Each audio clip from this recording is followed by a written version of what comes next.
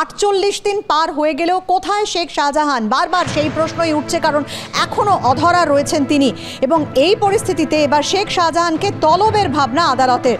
প্রাথমিক পর্যবেক্ষণে এমনটাই জানালেন হাইকোর্টের প্রধান বিচারপতি, যার জন্য এইসব ঘটনা ঘটছে। রাজ্য তাকে সমর্থন করতে পারে না, মন্তব্য প্রধান বিচারপতির। তিনি নির্বাচিত জনপ্রতিনিধি, মানুষের প্রতি তিনি কোনো কর্তব্য পালন করেছেন বলে তো মনে হয় না, এমন মন্তব্য করলেন মাননীয় প্রধান বিচারপতি। যদি পুলিশ তাকে ধরতে না পারে তাহলে এটা মনে করতে হবে যে তিনি রাজ্যের বাইরে আছেন, পুলিশ তাকে নিরাপত্তা দিতে পারে না, মন্তব্য করলেন প্রধান বিচারপতি। মূল অভিযুক্ত যদি ঘুরে বেড়ান তাহলে 144 ধারা জারি করে কি হবে? সাধারণ মানুষের হয়রানি বাড়বে, এমন মন্তব্য কিন্তু তিনি করলেন। রাজ্যের বিভিন্ন পদক্ষেপে বাড়ছে এই সমস্যা, মন্তব্য করলেন তিনি, যার কারণে সমস্যার সূত্রপাত তাকে এখনো ধরতে পারল না পুলিশ।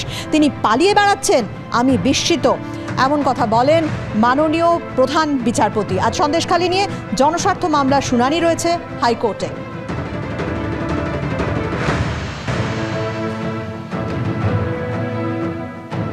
মামলাটি শুনানিকালীন আরও কিছু মন্তব্য মাননীয় চিফ জাস্টিস আরও করেছেন, প্রধান বিচারপতি মহাশয় আরও কিছু মন্তব্য করেছেন। কারণ এই সন্দেশখালী ঝামেলার যে উৎস, সেই শাহজাহান শেখ আজও ধরা পড়েনি, সে আজও ঘুরে বেড়াচ্ছে বিভিন্ন জায়গায়।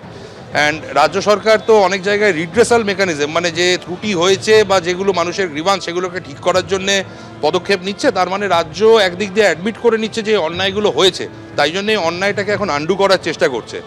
তো আমরাও মামলা করার সময় বলি যে এই জিনিসটির সমস্যা সমাধান সবথেকে ভালো হবে যদি ভিকটিম যারা, তাদের গলা, তাদের কথা, তাদের কণ্ঠস্বর সেটাকে সাপ্রেস না করে যাদের জন্যে এই লোকগুলি ভিকটিম হয়েছে তাদেরকে ধরে আনা হয়। তো একটি তো সুও মোটো মামলা একটি হয়েছে, যেটি আজকেও মহামান্য প্রধান বিচারপতি বললেন যে এরকম সুও মোটো মামলাটা তারা নেবেন, ঠিক করেছেন।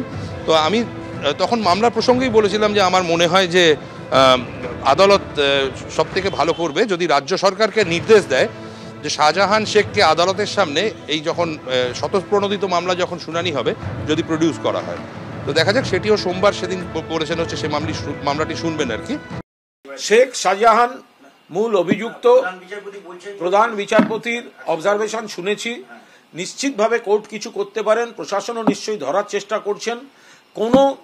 কোনো অভিযুক্ত ধরা যাচ্ছে না বা কিছুদিন পালিয়ে বেড়াচ্ছে, এটা তো নতুন নয়। যখন আমরা দেখেছি সাঁইবাড়ি হয়েছে, তখন সিপিএম এর নেতারা এফআইআর থেকে বাঁচতে নাম পদমি পাল্টে পরে বামফ্রন্ট সরকারের মন্ত্রী হয়েছেন, মনে রাখবেন। জীবনে ধরা পড়েননি। বিজেপি নেতাদের ধরা হয় না, সাক্ষী মালিক কেঁদে বেড়ায়, ব্রিজভূষণ সাংসদ বসে থাকে লোকসভায়, ধরা হয় না। আমরা কোথাও জাস্টিফাই করছি না।